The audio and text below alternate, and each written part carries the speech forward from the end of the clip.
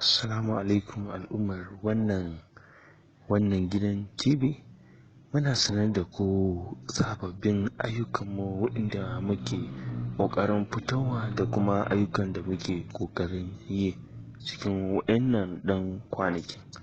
Muna so masu buƙatar koyon yin abinci, kenan food and nutrition, sannan masu buƙatar koyon ɗinki a cikin sauƙi ba tare da wahala ba.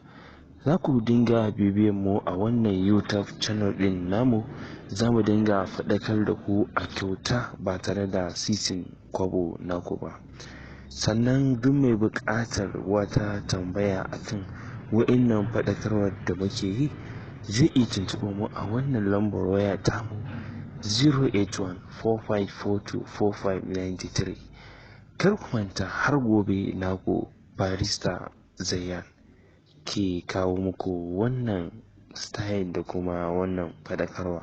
Mun gode, ku danna mana subscribe domin ƙara kallon abubuwa namu wanda ke cikin wannan YouTube channel namu.